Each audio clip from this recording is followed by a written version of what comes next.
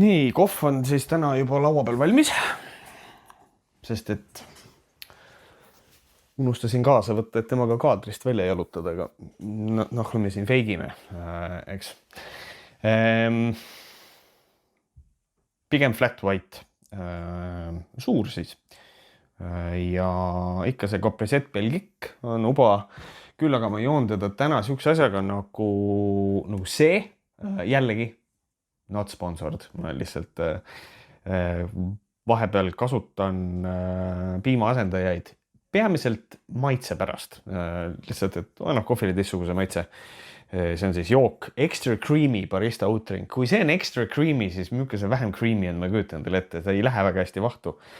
Üldse need, mis väga vahtu lähevad, mõjutavad kohvi maitset negatiivselt reeglina ja siis, kui nad mõjutavad vähe, mida jook natukene nagu teeb, pigem mõjutab vähe kohvi maitset, kuigi ikkagi on tunda niisugune teravilja maitse, eks ole, siis ta ikkagi ei ole nagu nii creamy, kuigi samas ma tegin ka flat white'i, nii et ma ei üritanud seda ka väga vahtu jääda. Anyway, las ta jääb. Aga kuna ma joosin kohvi, siis lähme tänase saate teema juurde ka, mille üks osa on stimulandid. Just siis, kui ma mõtlen, et kurat, et nüüd on esimene kord, kus nagu esimene selline punkt on käes, et kurat, ma ei tea, millest enam nagu rääkida siin kohvitassi taga, siis tuleb appi nagu teine kultuuritöötaja Oliver Reimann ja aitab nagu hädast välja. Muidugi me räägime asjadest, mida ta tegi nagu enne, mis on nüüd avalikkuse ette tulnud. Te olete kindlasti lugenud, kes ei ole, panen lingi video descriptionisse ka ilusasti. Et tuleb välja, et tegu on inimesega, kes on kahele erinevale inimesele, keda tol hetkel ta vist ise oleks nimetanud oma sõpradeks, mis on kogu selle loo juures eriti rõve. Pannud joogi sisse salaja MDMA-d. Ja see lugu on nüüd tulnud avalikkuse ette ja kui ma tavaliselt teen niimoodi, et ma nagu tarbin uudise ära ja kõike seda, siis ma täiesti haige, ma olin Lottemaal ja nägin seda pealkirja, siis ma seedisin seda seal tükk aega, vaatasin, kuidas lapsed olid rõõmsad ja said kärbes Jaaguga, ma ei tea, mingit tühja plära ajada, siis samal ajal kuklas oli kogu aeg mingisugune see uudise pealkiri. Nüüd ma lugesin selle läbi, mõtlesin juba enne, et mida ma võiks öelda. Siis ma lugesin nüüd Eero Epneri kirjutise läbi ja siin on minu mõned mõtted, mis mul seda lugedes tekkisid. Esiteks ma tahaks pöörduda kõigi nende inimeste poole, kes lugesid Eero Epneri artiklit ja neile ei meeldinud see vorm. Kuidas Eero Epner kirjutab? Ma tahaks kõikidele nendele inimeste öelda, tere tulemast.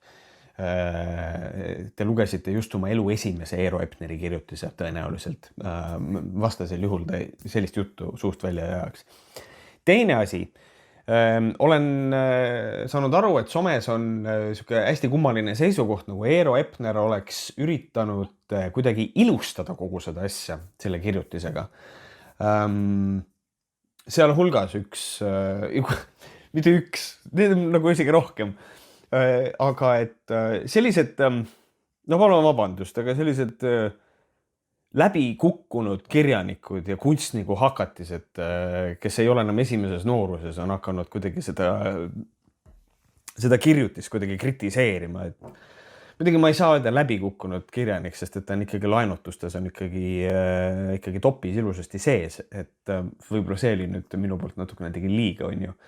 Aga millegi pärast selline veider kriitika selle kohta, et kuidas niimoodi kirjutada ja kole ja ma jätsin poole peal lugemise pooleli. Okei, selge. Mina olen inimene, kes ilukirjandusega nii väga hästi läbi ei saa. Mina suutsin selle artikli läbi lugeda. Üks meest on loll ja ma võin garanteerida, et see ei ole mina. Selle kirjutise probleem on tema vorm. Mõnedele inimestele see vorm ei meeldi. Ja see on okei. See vorm ei pea kõigile meeldima. Aga ette heita seda, et sealt kuidagi pisendatakse seda, mida tehti, ei ole õige, see ei ole korrektne selline väide, palun vabandust, aga ei ole.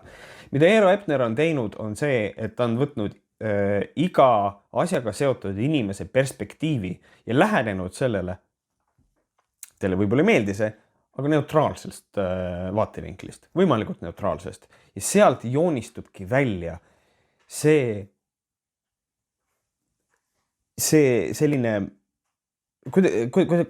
ma ei oska seda kuidagi nagu hästi seletada, aga just nimelt selline ilus lugu, mille sees tehakse midagi, mis on täiesti fucking värdjalik.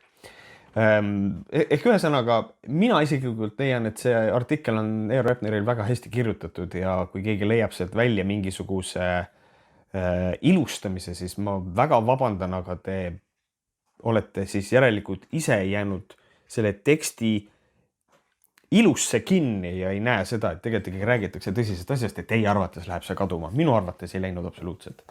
Aga räägime ikkagi sellest teost ka. Et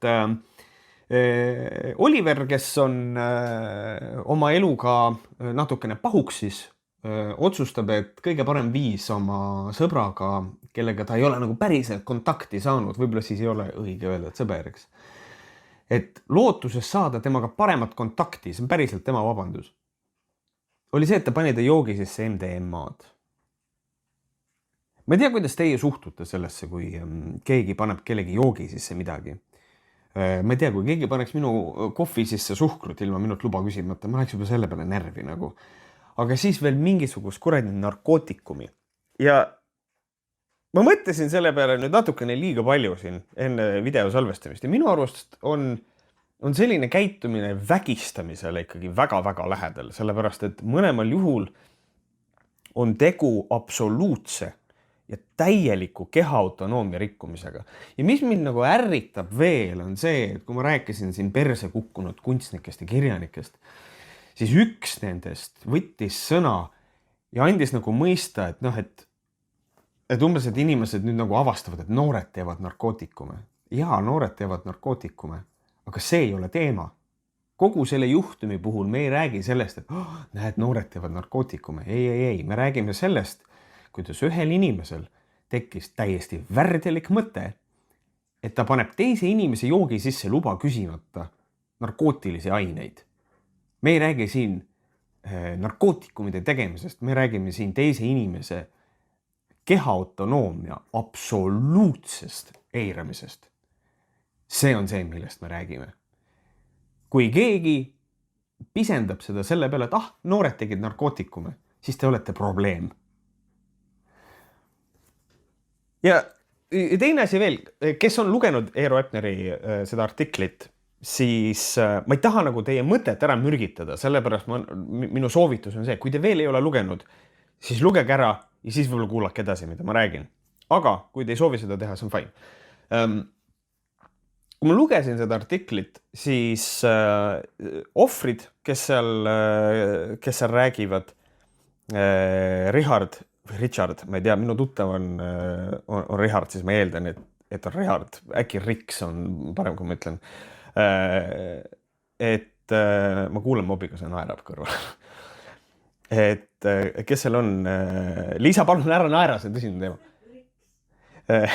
Siis, et mis seal oli, Robi vist, et Robi, Richard, ohvrid, kui nende visiooni või nagu seda lugeda, siis ühest tuleb välja üks huvitav olukord, mis võimendub siis, kui lugeda seda, et milline on Oliveri enda perspektiiv. Ja see on see, et seal on üks naistegelane, kelle nimi on Hele. Ja ma tean seda, praegusel hetkel ikkagi kriminaalmenetlus on saanud alguse. Ma loodan, et see Hele läheb ka suurema luubi alla. Sellepärast, et selle Hele käitumine tekitab minust tõsiseid küsimusi. Ja kui Hele enda vaatenurka, kui nagu sinna vaadata, siis seal on kuidagi hästi reljeefselt, et ma olin vastu, mulle see ei meeldinud. Aga samal ajal, kui lugeda siis selle ühe ohvri, mis oli Richard, kui lugeda tema seisukohta, siis kui Hele oli see, kes läks küsima, et kuule, kas sa tahad kolmekesti koos MDMA-d teha, ja kui vastus oli ei, ja siis Hele oli muutunud selle peale kurvaks, siis tekib mul küsimus, et mida siin kurvastada on, kui sa lähed teise inimese, kes küsima, et hei, kas sa tahad kõrgushüpet teha ja siis ütleb ei ja siis sa oled kurb selle pärast, mis mõttes. Et ma natukene tunnen, et see hele asi on natukene kahtlane. Muidugi ma ei süüdista siinkohal mitte midagi, aga vähemalt seda artiklit lugedes jäi küll natukene selline imelik maitse jäi natukene suhu. Nüüd, ma ei tea, mis see karistus on ette nähtud sellise käitumise eest. Kui ma karistusseadustikku vaatasin, siis kuna kriminaalmenetlus vist on väikeses koguses narkootikumide käitlemise alusel, siis see karistus vist on sealt rahatrahv kuni mingisugune väike vanglakaristus, mis tõenäoliselt, kui see viimane asi peaks olema, mida ma ei usu, sellepärast, et paraku nii on, et noh, siis kui sealt isegi tuleb vanglakaristus, see on ka ilmselt tingimisi, sellepärast, et ilmselt eeldus, kohtul on igasugune eeldus selleks, et Oliver ei ole ühiskonnale ohtlik element, eks ole. Kuigi siin on nagu see küsimus, et no halloo, kuule, spaikis teise inimese joogi ära, eks ole. Siis ilmselt see nii läheb, aga minu isiklik soov oleks see, et ta saaks maksimaalse karistuse, sellepärast, et selline käitumine on lihtsalt nii värdelik, et ma lihtsalt ei suuda seal nagu näha mingisugust seda, et ta tegi vea ja kõike seda. Ja teine asi veel on see ka, et tavaliselt selliste teemadega tõstatub see andestamise teema ka, et kas siis nüüd Richard ja Robbie, kas nad andestavad ka või? Ja ma lihtsalt, see on nüüd see koht, kohas ma tahaks panna inimestele südamele. Mitte ükski inimene ei saa sind survestada, et sa pead kellelegi midagi andeks andma. On täiesti okei mitte andestada. Eriti, kui see on selline asi. Püha Jumal. See on täiesti selge nagu see on nii punane joon, eks ole. Et inimestel ei oleks mitte mingisugust survet, eriti sellises olukorras, leida endas nagu seda jõud, et ma annan talle andeks. Milleks? Ära anna. See inimene ei austanud sinu kehalist autonoomiat. Ja seda enam, seal taga on nii suur ja nii sügav egotsentristlik käitumine, mis on see, et mina olen oma eluga pahuksis ja ma tahan, et teised inimesed, ma tahan saada teiste inimeste ajule nagu sellele, ma tahan saada nendega lähedasemaks ja et seda teha, siis ma eiran nende inimeste autonoomiat. Ma panen neile joogi sisse midagi, et mul oleks parem. Mul ei ole tegelikult sõnu. Sellepärast, et see on nii haige käitumine. Et ma lihtsalt loen seda, mismoodi Draamateater on lõpetanud selle inimesega koostöö.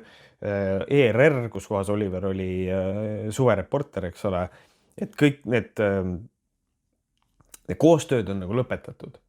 Ja see on ainuõige. Ja ma ütlen ausalt, siis ma ei tea, kas üldse sellise inimese läheduses on võimalik ennast kunagi kellelgi turvaliselt tunda. Ma arvan, et mitte. Ja see on ka teine asi, see on alles hiljuti siis Tartus üks armastatud muusik olevat seltskonnas teinud nalja selle üle, et kuulge, aga mõtle, kui panekski kellelegi korgijooki. Lihtsalt kindluse mõttes ütlen vahele korgijook ehk GHB on teine asi, kui on DMA, aga neid kasutatakse ka samal eesmärgil, eks ole. Et lihtsalt siin on nagu selline olukord, kus kohas meil on alles hiljuti olnud näide sellest, et kuidas üks kultuuritöötaja nagu räägib sellist juttu, et kuule, mõtle, kui paneks kellelegi korki, siis pärast tuli veel, et ta panigi selle samal õhtul. Ja Oliver olevat sellele helele ka öelnud, et kuule, aga paneks Richardile lihtsalt joogi sisse. Ja siis nad olid jõudnud jutuga selleni, et see oleks nõme. Minu soe soovitus, kui teil on seltskonnas keegi, kes õhutab teisi tegema mingisuguseid aineid. Ja siis lambist käib järsku välja, isegi kui see on naljaga, sellise mõtte, siis kogu ülejäänud õhtu joo ainult sellest klaasist, kus sa tead, on midagi sellist sees, mis sa oled ise sinna pannud ja see ei ole hetkekski valveta. Ja või siis ära joo üldse seal mitte midagi. Selliseid inimesi lihtsalt, see on su enda turvalisuse mõttes lihtsalt. Sest et ka selles ühes loos tuleb välja nagu see, et see mõte käidi välja, paneks teile midagi joogi sisse. Ei, see oleks nõme. Ja siis nad istusid laua taha, rääkisid juttu, siis Oliver olevat kallanud klaasidesse kogu aeg vett juurde. Kannust. Fucking shady as hell. Meie kultuuri töötajate selline maine läheb siin järjest alla, ma mõtlen, kes see järgmine on. Ma ei tea, aga kuidagi jube nõme on selliseid asju lugeda. Ja ma tahaks siia lõppu võib-olla lihtsalt öelda veel seda, et igasugune viha ja pahameel, mis Oliveri suunas tuleb, fucking deserved. Selliseid asju ei tehta. Näeme järgmine kord.